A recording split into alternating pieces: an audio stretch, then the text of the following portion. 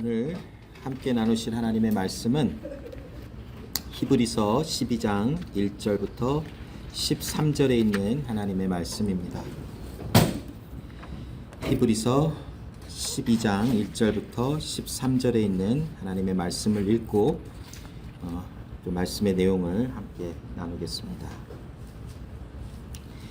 이러므로 우리에게 구름같이 둘러싼 허다한 증인들이 있으니 모든 무거운 것과 얽매이기 쉬운 죄를 벗어버리고 인내로서 우리 앞에 당한 경주를 하며 믿음의 주요 또 온전케 하시는 이인 예수를 바라보자.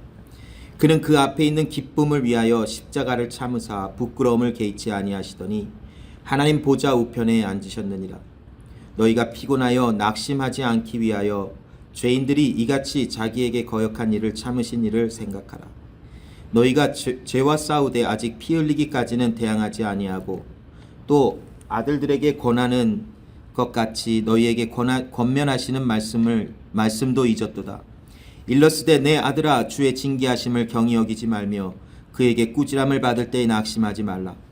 주께서 그 사랑하시는 자를 징계하시고 그를 받아들이시는 아들마다 채찍질하심이라 하였으니 너희가 참음은 징계를 받기 위함이라. 하나님이 아들과 같이 너희를 대우하시나니 어찌 아버지가 징계하지 않는 아들이 있으리요. 징계는 다 받는 것이거늘 너희에게 없으면 사생자요 친아들이 아니니라. 또 우리 육신의 아버지가 우리를 징계하여도 공경하였거든 하물며 모든 영의 아버지께 더욱 복종하며 살지 않겠느냐.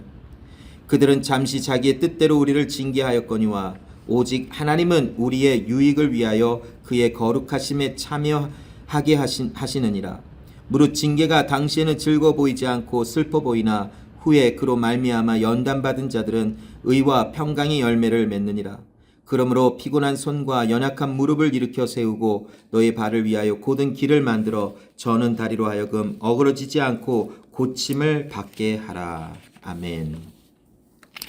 자, 전도서의 말씀을 우리가 살펴보았을 때에 전도서의 말씀에 또 한 가지 중심 주제를 보면 하나님이 우리를 위하여 하시는 일을 보라라고 하는 것을 볼 수 있어요. 전도서의 말씀 속에서 우리가 한 가지 또 마음을 열어서 하나님의 말씀을 받을 때에 또 마음에 새길 수 있는 말씀 중에 하나가 하나님께서는 인생들에게 평강을 주시며 또한 함께 곤고한 날을 주사 우리로 하여금 하나님이 우리의 삶의 주인인 것을 알게 하시며 우리가 하나님으로 인하여 사는 것을 알게 하시며 배우게 하신다라고 하는 말씀을 주고 계세요. 그러므로 여러분, 하나님은 주를 믿는 자들마다 평강으로만 인도하시는 것이 아니에요. 물론 하나님이 우리의 삶 속에 평강의 은혜를 주신 것은 맞아요. 그러나 오늘 본문에 있는 말씀에서도 이야기하고 있는 것처럼 자녀이면 분명히 징계와 곤고함과 어려움이 다가올 수밖에 없는 것이 자녀들이 살아가는 삶의 근본 원리라는 것이, 우리가 살아가면서 나에게는 왜 이렇게 고난만 있는 건가 라고 하는 생각을 자주 할 수 있어요. 옆에 있는 사람들을 보면 아무 걱정 없이 근심 없이 살아가는데, 근데 여러분 그게 잠깐 보이는 것만 보면 아무 문제가 없이 살아가는 것처럼 단면적인 것만 볼 수 있어요. 근데 그 사람들 삶의 뒤를 다 보잖아요. 그놈이 다 똑같아요. 이런 걱정 저런 걱정, 인생 자체가 그렇다라는 거예요. 왜냐? 하나님께서 디자인해 놓으신 하나님의 방법이시기 때문에 그래요. 우리가 인생을 살아가면서 오늘 본문에도 마치 경주하는 것과도 같다라고 말씀을 하고 계세요. 경주는 이것은 단거리 달리기를 얘기하고 있는 것 같지는 않아요. 아주 먼 어떤 그 마라톤 같은 긴 거리를 걸어가며 우리에게 허다한 구름과 같은 증인들이 둘러싸고 있으니 무거운 것과 얽매이기 쉬운 것을 다 벗어버리라. 이 말씀을 잘못 이해하면 누군가 나를 보고 있으니까 내가 하나님 앞에 조심해야 되고 제대로 살아야 되겠구나라고 한 것이 아니라, 우리 인생을 살아가면서 우리에게 주어진 형통과 곤고한 날을 살아가는 동안 우리 주변에 있는 구름과 같이 허다한 증인들을 보라. 왜 보라 하셨을까요? 그들이 이미 그들의 삶을 살아가면서 증명해냈거든요. 그들의 삶 속에도 고난과 곤고한 날과 평안이 있었지만 그들이 하나님께서 함께 하심으로 그들에게 임하신 하나님의 나라와 구원의 역사를 보라라고 말씀하는 것이 아닐까요? 여러분, 우리의 삶을 살아가는 동안 우리는 경주와 같은 긴 시간을 걸어가며 허다한 무리들이 우리와 함께하며 하나님이 행하신 일을 증거하는 그 일을 우리가 목격하고 증언으로 받아들이며 우리도 하나님이 걸어가게 하시는 형통과 곤고한 날을 경험하며 오늘도 하나님만이 우리의 삶의 주인이신 것을 고백할 수밖에 없는 삶으로 걸어 나가는 것이, 그것이 하나님께서 인생들을 향한 하나님의 계획이라는 것이. 그렇다면 우리가 오늘 이 본문의 말씀을 통해서 정말 이해하고 받아들일 수밖에 없는 것이, 예수를 믿는 하나님의 사람들의 자녀들의 삶에도 고난과 공고한 날은 반드시 있는 것이구나라는 것이라는 것이죠. 그러나 여러분,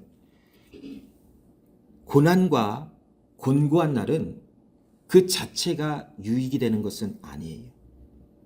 그것이 영광스러운 것은 절대로 아니에요.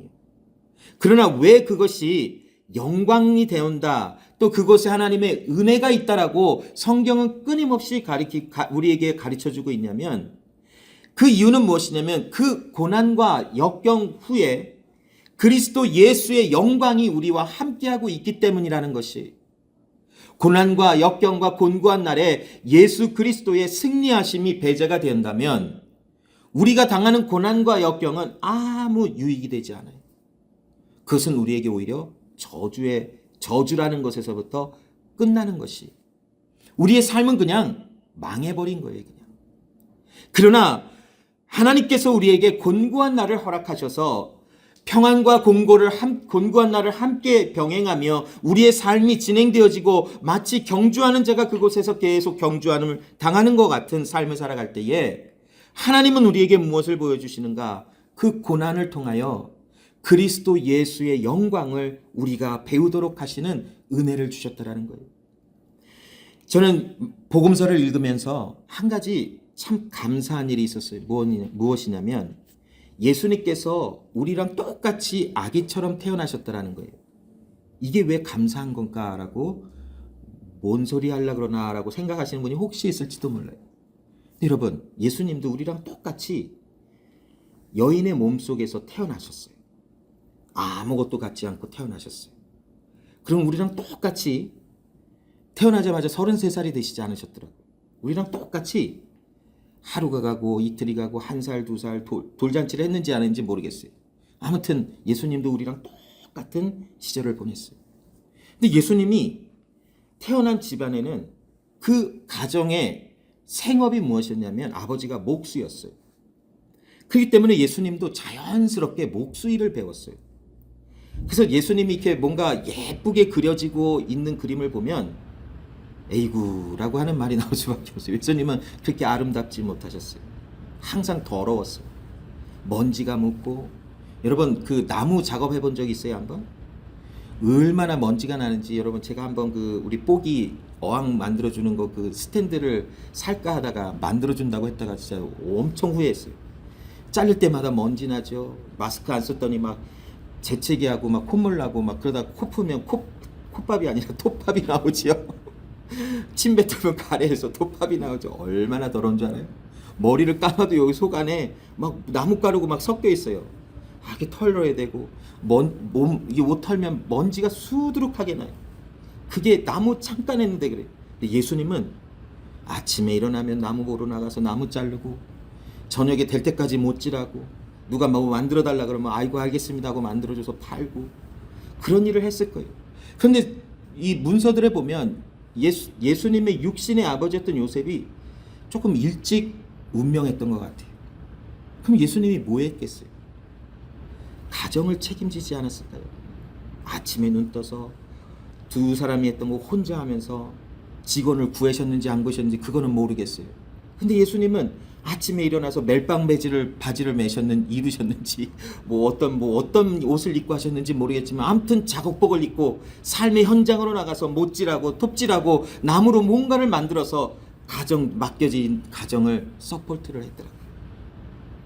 그리고 예수님은 사역하실 때에도 사람이 당하는 그대로의 고통을 다 당하세요. 먹을 거 없으면 배고팠어요. 그리고 힘들게 일하면 저녁에 너무 피곤해서 막 아무데나 주무세요. 막 파도가 일어나는데 예수님이 일부러 내가 자는 척 하다가 짠 하고 나타나서 바다를 멈춰라 한 다음에 나의 위대함을 나타낼 거야? 그러지 않으셨어요.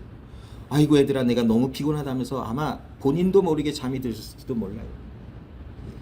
또 누군가 욕을 하면 아마 가슴이 쿵쾅쿵쾅 거렸을지도 몰라요. 아우 나 또 욕을 하네. 아우 저 무서운 사람들, 힘든 사람이, 나를 힘들게 하는 사람들이 또 있네. 아마 이런 모든 감정과 모든 아픔들을 다 느끼고 경험을 하셨을 거예요. 그와 더불어 마지막 그 십자가에 달려 죽으심을 당하기 직전에 그 당하는 아픔과 그 부담감, 두려움. 어떤 분들은 하나님의 아들이셨기 때문에 두려움이란 건 없어. 그러나 그렇지 않은 것 같아요. 예수님이 얼마나 그 가운데 힘듦을 당하셨으면 하나님께 모든 걸 막 기도하면서 이 땀방울에 피가 맺히며 또 십자가 위에서 운명하기 전에는 예수님의 외침이 있었잖아요. 아버지여, 아버지여, 왜 나를 버리십니까? 이게 다 연극 같아요, 여러분.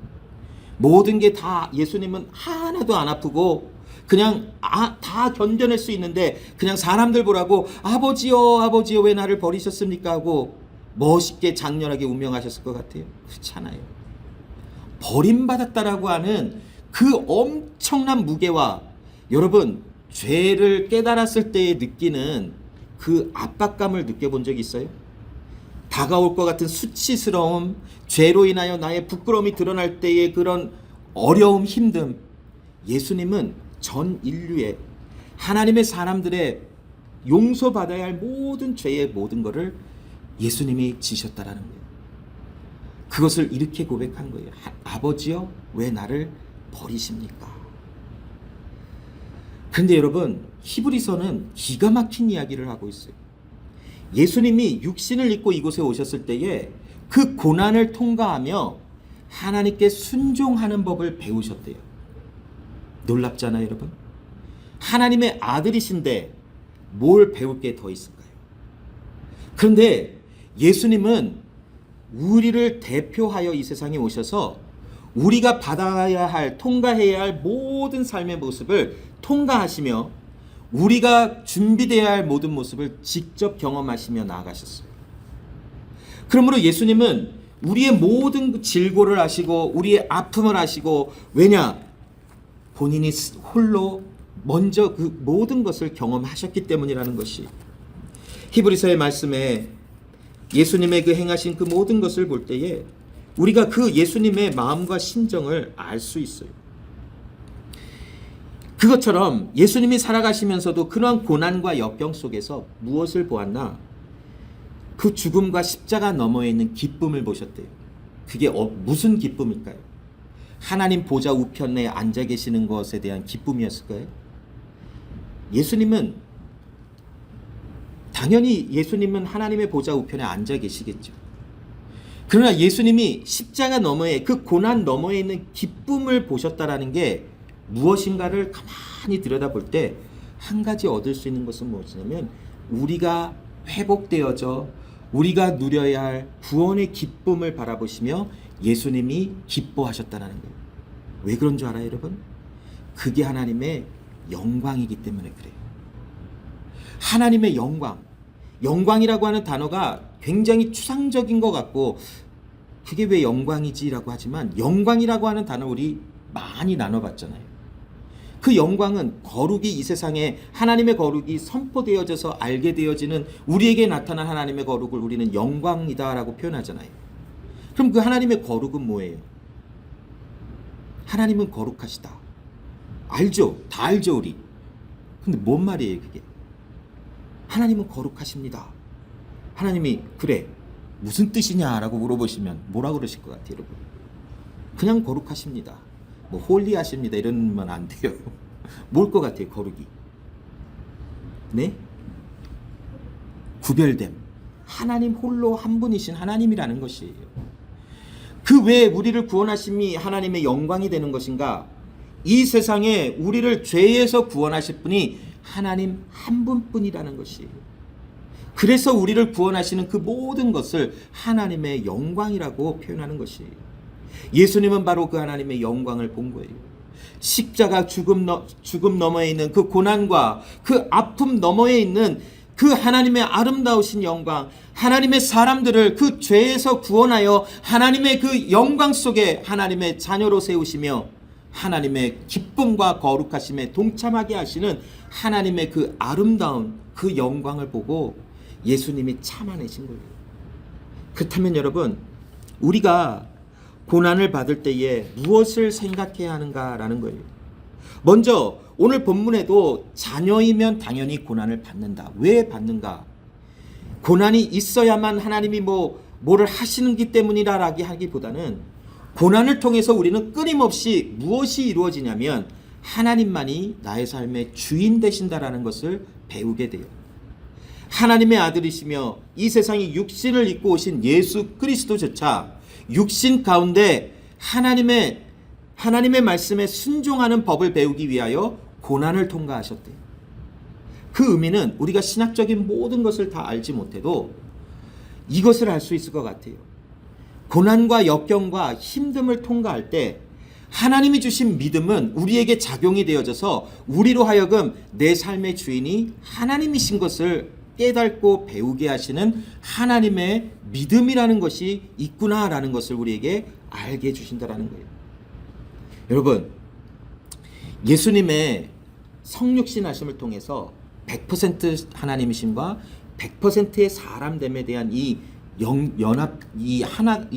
그 예수님의 존재 자체는 굉장히 심오하고 이해하기가 어려울 수도 있지만 엄청난 은혜를 우리에게 주고 있어요. 완전한 하나님이시지만 완전한 사람으로 이 세상에 오셔서 사역하실 때마다 예수님의 그런 어떤 신적인 어떤 그런 존재 안에서 모든 일을 행하신 것이 아니라 그 사람으로 오신 그 모습 안에서 하나님께 끊임없이 기도하셨어요. 하나님, 주의 은혜를 구합니다. 하나님, 주의 능력을 구합니다. 죽은 자를 살리실 때도, 병든 자를 고치실 때에도 하나님께 의존하여 모든 일을 하셨어요. 우리는 쉽게 이렇게 생각할 수 있어요. 그냥 예수님이니까 하나님의 능력으로 사람을 고쳐내시고 이렇게 세워주셨구나 라고 생각할 수도 있어요. 그러나 여러분, 예수 그리스도는 완전한 하나님이시지만 또한 완전한 사람으로서 우리의 삶에 나아가며 행해야 할 모든 것을 본을 보이시는 하나님의 아들로서 어떤 일이든 하나님을 의존하며 기도하며 하나님께 의탁되어진 삶을 살아가는 것이 무엇인지를 보여주셨다라는 것이. 그러므로 우리가 말씀을 통하여 말씀에 순종하게 되어지는 모든 과정에는 예수님께서 이미 우리에게 본을 보이셨듯이 고난과 곤고한 날과 힘든 일을 통과하며 우리의 뒤를 돌아보게 하시는 하나님의 믿음이라고 하는 것이 우리에게 작동되어져서 평안할 때에는 하나님께 감사를 돌리지만 곤고한 날에는 우리를 뒤를 돌아보아 우리의 믿음이 우리로 하여금 하나님께로 돌아가도록 회개하며 돌아가도록 하시는 하나님의 안전장치가 되어 있구나라는 것을 인지해야 되는 것이. 여러분, 우리가 회개할 수 있다는 것은 은혜를 받았다라고 하는 증거예요. 왜 하나님은 우리에게 회개할 수 있게 하셨는가? 그 원인이 뭔가? 믿음이 주어졌기 때문에 그래요. 믿음이 주어졌기에 회개는 무엇이냐면 잘못된 길에서 돌이켜 하나님이 말씀하시는 올바른 길로 간다라는 것이. 그러면 회개할 수 있는 사람이 누구인가? 그것은 바로 믿음이 있어서 하나님의 자녀로서의 삶을 살아가며 우리의 잘못된 것을 볼 때에 돌이킬 수 있는 은혜가 주어진 자라는 것이. 그것이 바로 하나님이 행하시는 모든 일이라고 우리를 알게 해주고 계세요. 그런 의미에서 하나님은 징계, 우리에게 곤고한 날을 허락하셔서 내가 너의 하나님이며 너희는 내 자녀이다라는 것을 증명해내시는 것이. 물론 고난은 나의 죄로 인하여 내가 당하는 고난이 있을 수 있어요. 또한 우리가 죄를 짓는 것으로 인하여 고난이 오는 것보다도 하나님의 섭리로 인하여 고난을 받는 경우들도 있어요. 요셉과 같은 경우는 우리가 볼 수 있죠. 요셉과 같은 경우는 어떤 죄를 지었기 때문에 그에게 당하는 곤고함과 징계가 아니었었어요. 하나님께서 그에게 계획하시고 디자인하신 삶의 목적을 이루시기 위하여 하나님은 그를 곤고함 속에 쳐넣으셨어요. 그것을 허락하셨어요. 그래서 요셉은 많은 세월 동안 끊임없는 버림받음과 또한 멸시함을 받음과 또한 함부로 대함을 겪어야만 했어요. 그러나 그 과정 속에서 그는 오늘 히브리서 12장 1절이 이야기하는 것처럼 경주하는 모든 곳에서 우리의 죄와 허물과 허다한 죄를 벗어버리고 우리를 바라보고 있는 허다한 구름과 같은 증인들을 바라보며 하나님의 은혜를 바라보며 나가라는 삶을 요셉은 살아갔던 것 같아요. 그래서 그는 모든 죄와 허물과 더러움에서 끊임없이 벗어나려고 몸부림을 치는 삶을 살아갔어요. 또한 욥의 경우를 한번 볼 수 있죠. 많은 새 친구들이 와서 욥, 너가 죄를 지었기 때문에 하나님이 이런 벌을 너에게 주시는 거야. 너가 하나님 앞에 뭘 잘못했을까 한번 생각해봐. 욥은 생각해봤겠죠. 내가 하나님 앞에 뭘 잘못했을까? 그래서 딱히 생각나는 게 없었던 것 같아요. 나는 죄를 진 게 아닌 것 같은데. 모르겠어. 내가 하나님 앞에 잘 살아간 것 같은데. 근데 친구들이 그랬죠. 너가 왜 잘 살아갔으면 하나님이 이런 힘든 일을 너에게 주겠느냐. 우리가 아는 하나님은 어떤 하나님인 줄 알아? 너 죄 지었어? 너 두들겨 맞아야 돼. 이게 하나님이야. 근데 결국 뭐였어요, 여러분? 우리가 죄 지은 것으로 인하여 오는 곤고한 날도 있겠지만 하나님의 섭리와 하나님의 목적을 이루시기 위하여 우리에게 곤고한 것을 허락하심이 있다는 것이. 그래서 우리는 하나님이 이런 하나님이야. 하나님은 내가 생각하는 대로 움직이시는 거야. 라고 함부로 얘기할 수가 없어요. 우리가 이 세상을 살아가면 내가 하나님 잘 알아 할 수 있을까요, 여러분? 지금 우리가 아는 하나님의 대한 지식이 얼마나 될까요? 제 생각에는 아마 우주에 찍어놓은 점과 같을 수밖에 없을 것 같아요. 여러분, 우주에 대해서 전체를 다 알 수 있을까요? 저는 아직도 되게 궁금해요. 이렇게 넓은 우주에 지구에만 생명체가 있다라고 하는 게 참 너무나 궁금해요. 이렇게 넓은 스페이스에 지구라고 하는 자그만 전체를 해서 보면 보이지도 않을 거예요. 여기에만 생명체가 있어요. 모르죠. 뭐 다른 데 또 하나님이 누구를 또 두셨는지 그건 모르겠어요. 안 알려주셔서 몰라요. 그리고 지금 현재 있는 과학으로 아무리 알라 그래도 알 수가 없어요. 왜 그런 줄 알아요, 여러분? 너무나 오래 걸려요. 빛으로 가도 몇백만 년이 걸린대요. 막 빛의 속도로 가도. 사람이 개발한 어떤 우주선으로 가려 그러면은 몇백만 년이 뭐예요? 제가 아는 단어 거기까지인데 두 단어 그 숫자의 범위가 뭐 몇 억년 아무튼 뭐 있죠. 막 수도 없이 걸려 감히 시도조차 못해요. 그것만 봐도 하나님이 정말 살아계신 대단하신 분이구나를 느낄 수 없어요, 여러분. 정말 지구가 태양을 똑같이 돌아가고 있어요. 물론 과학자들은 지금 뭔가 변한다고 하지만 똑같이 해가 뜨잖아요. 똑같이 해가 지고 바람이 불고 비가 내리고 이 많은 물이 어디서 났을까요, 여러분? 생각해 봤어요? 어느 행성에서 이 물 같은 걸 갖고 와서 지구랑 부딪혀서 이 물이 생겼다. 그런 과학자들도 있어요. 그리고 또 그 지구 안에 있는 핵과 이 멘틀이 돌아가면서 거기서 뭔가 물이 만들어졌다. 모르겠어요, 저는. 과학자가 아니라서. 그러나 어디서 왔을까요, 이 물이 다? 이 공기는 어디에서 왔을까요? 아무리 생각해도 너무나 신기해요. 단지 지구 밖에만 나가도 정말 헤아릴 수 없는 세상이 펼쳐져요.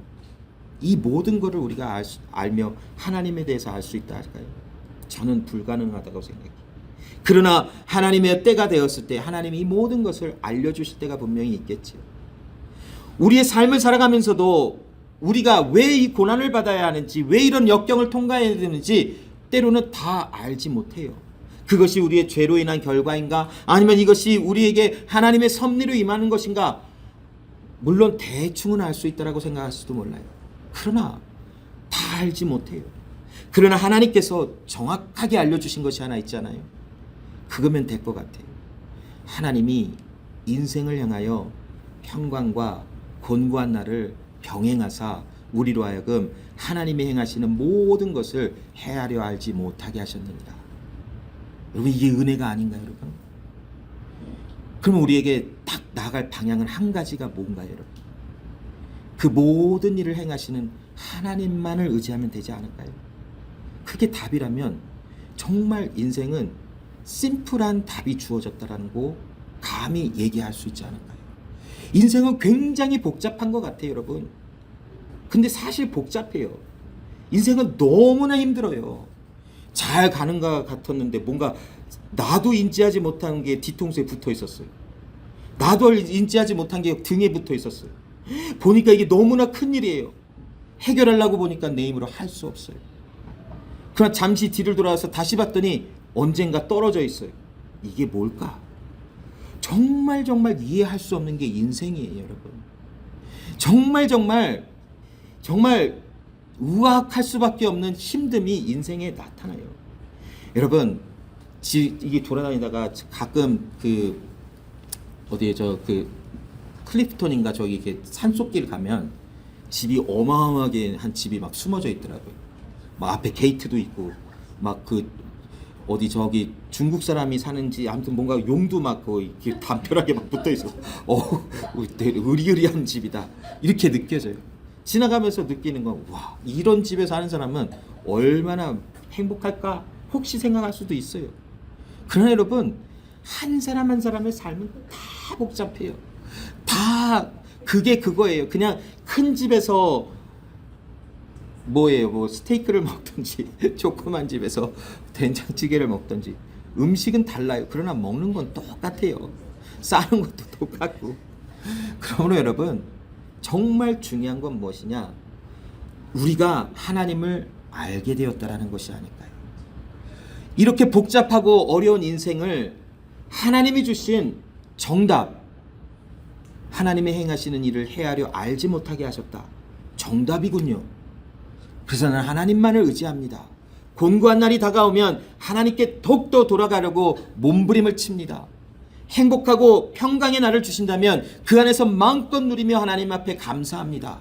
그것이 인생의 정답이 아닙니까? 이렇게 우리 외칠 수 있지 않을까요, 여러분? 그렇다면 우리의 삶 속에 정답을 알고 있다면 실질적으로 우리에게 고난과 역경이 다가올 때 우리는 어떻게 할 수 있을까요?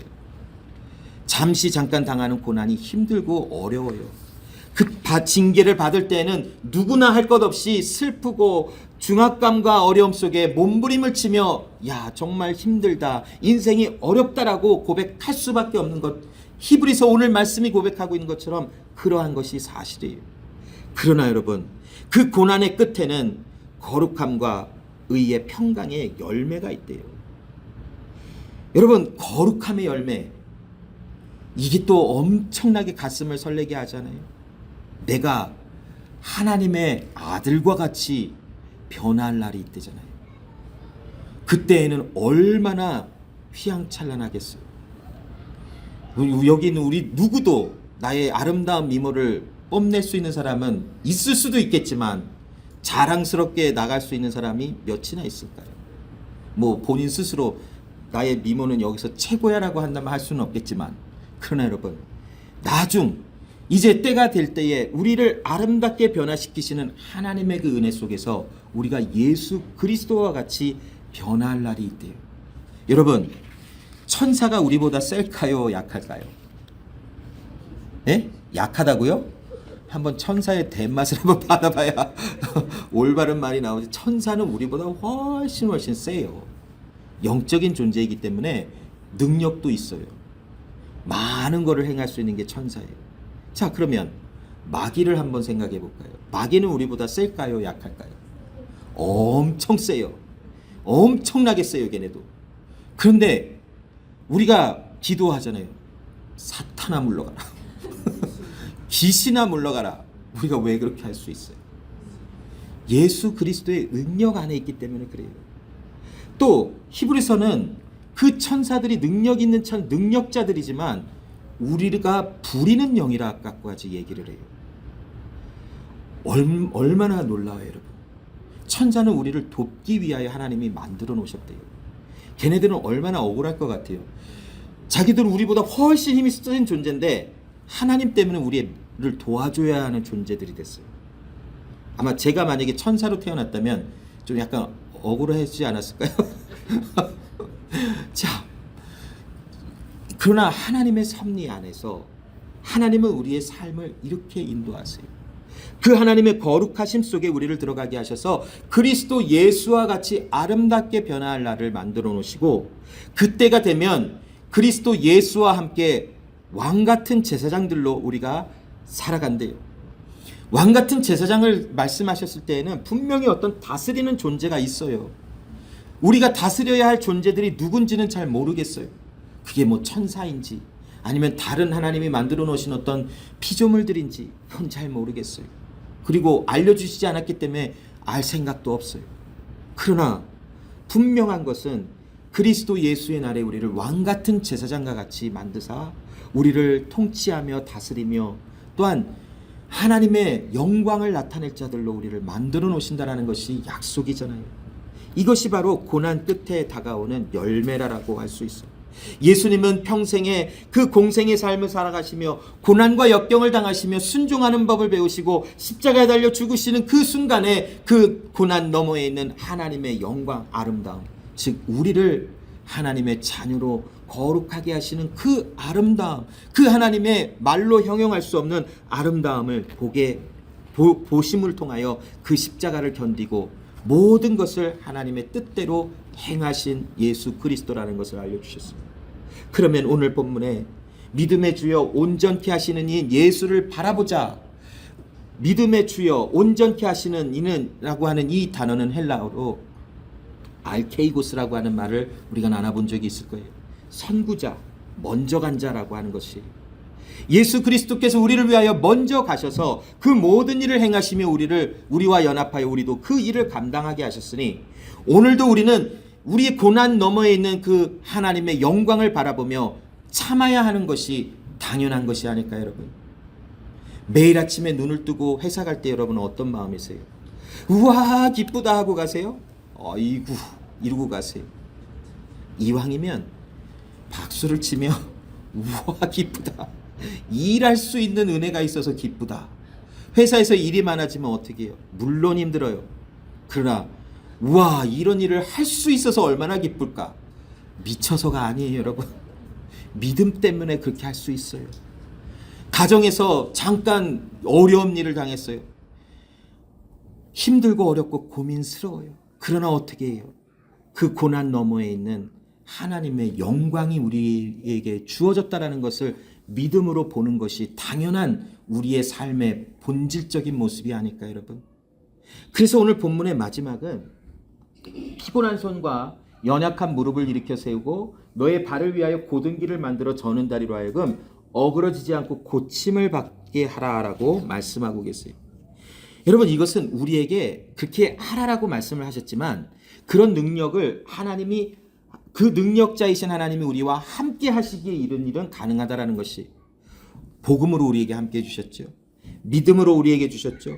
또 특별히 하나님의 성령께서 우리와 함께 하시며 고난당할 때에 피할 길을 주시고 고난당할 때에 견디고 버텨낼 힘을 주시는 모든 하나님의 섭리가 우리에게 주어졌어요. 그것이 우리의 삶의 결론이에요, 여러분. 그러면 고난당했을 때에 그냥 억지로 그냥 기뻐하는 척을 하라는 것이 아니라 고난당하면 힘들어요. 어렵고 눈물이 날 수도 있어요. 정말 깜짝 놀라서 가슴이 막 그냥 쪼그라드는 것을 경험할 수도 있어요. 그러나 우리가 할 수 있는 일이 무엇일까요? 우리의 연약한 손을 무릎을 일으키고 세우시는 하나님의 능력에 의지하는 자들이 되면 되지 않을까요?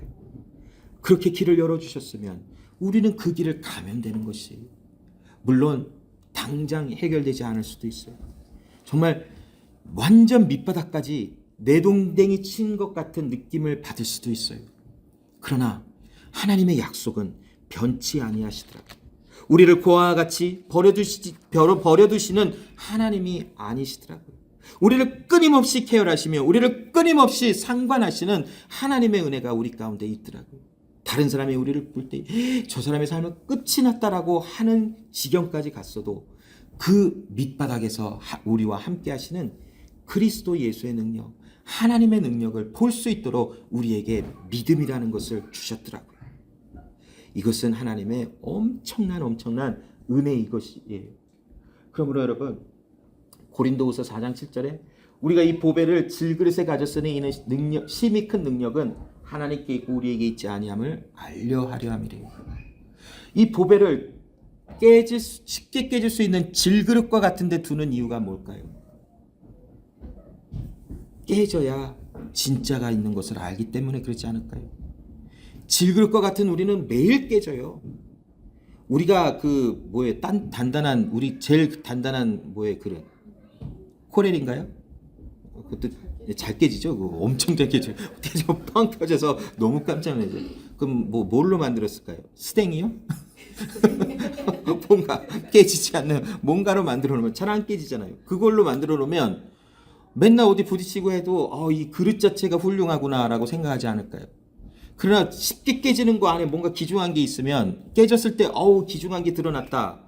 물론 지금 이 예화가 맞는지 안 맞는지 모르겠지만 아무튼 그게 깨져야만 속 안에 있는 뭔가가 중요한 보배가 있는 것을 알 수 있지 않을까요? 우리의 삶 속에도 매일과 같이 우리는 질그릇과 같이 깨져요. 그것이 우리의 본질이에요. 그러나 소망이 무엇이냐면 우리 질그릇과 같은 우리 안에 보배 그리스도 예수의 생명이 담겨져 있다는 거예요. 그 예수의 생명은 그 어떤 것도 깨지 못하더라고요. 죽음도 죄악도 이 세상의 그 어떤 것도 예수의 사랑, 예수의 생명을 없다 할 수 없더라고요. 로마서 8장이 그 얘기를 하고 있잖아요. 우리가 죄를 지었어도 우리가 죽음을 당해도 그 누구도 우리를 하나님의 사랑에서 끊을 수가 없다. 그것은 바로 그리스도 예수의 생명이 우리 가운데 담겨져 있기 때문이라는 것이에요. 고린도서 4장 17절로 18절에 우리가 잠시 받는 환난에 경한 것이 지극히 크고 영원한 영광에 중한 것을 우리에게 이루게 함이니 우리가 주목하는 것은 보이는 것이 아니요 보이지 않는 것이니 보이는 것은 잠깐이요 보이지 아니하는 것은 영원함이라. 여러분, 예수님께서 십자가에 달리실 때에 사람이 구원받은 것을 직접 지금 이루어진 것은 아직 아니잖아요. 그러나 그 너머에 있는 아직 이루어지지 않았던 하나님의 영광, 그걸 보시며 참아내셨어요. 우리의 삶도 우리가 보고 있는 것은 잠깐이라 하지만 인생이 어떤 면에서는 굉장히 길어요. 그렇기 때문에 우리에게는 잠깐이 아닌 것 같지만 영원 속에 우리를 접붙임을 시켜서 나중에 우리의 인생의 이 70년, 80년, 90년, 100년의 삶을 생각해 보면 정말 잠깐의 삶이라고 느껴질 때가 있을 거예요. 그때 우리 되면 다 같이 한번 얘기를 나눠볼까요? 야, 그때 잠깐이었지. 우리 천국 가서 다 만날 수 있겠죠. 만나면 아는 척도 하고 그러겠죠. 다 알아본대요. 다 이게 비슷한 얼굴을 갖고 그대로 갔나 봐요. 아무튼 그래서 알아보나 봐요. 아무튼 누구에게는 미안한 일이겠지만 그런 그 얼굴로 계속 살아야 된다면 그런 아무튼 잠깐이겠죠. 그러나 하나님이 우리에게 펼쳐주신 영원함은 정말 보이지 아니하는 그 영원함 세계 속에 우리를 초대하시고 인도하신 하나님의 은혜가 있어요. 그러므로 여러분, 고난은 왜 당할까? 왜 내가 당해야 돼? 억울해, 이게 아니라 자녀이기 때문에 고난 당한다라는 것을 인지하며 그 고난 너머에 하나님의 영광, 아버지 하나님의 우리를 온전케 하시는 영광이 있다라는 것이 약속되었다라는 것을 우리가 믿음으로 굳게 바라보며 견뎌내시기 바래요. 참아내시기 바래요. 못 참겠으면 하나님께 소리라도 질러봐요. 하나님, 주의 이름을 부르며 나가봐요. 그 하나님은 우리를 그냥 버려두지 아니하시고 우리 마음속에 믿음으로 우리와 함께 하시는 그 하나님은 우리에게 평강으로, 우리에게 감사로, 우리에게 기쁨을 회복해 주시는 하나님이신 것을 분명히 경험하게 해주신다라는 것이. 그러므로 여러분, 너무 실망하거나 너무 뒤로 가지 마시고 연약한 무릎 또 피곤한 손을 온전히 들고 우리를 온전케 세우시는 하나님의 능력 아래서 주의 뜻을 바라보며 하나님의 은혜 아래서 살아가시는 여러분 모두가 되시기를 간절히 소원합니다. 기도하겠습니다. 하나님, 감사합니다.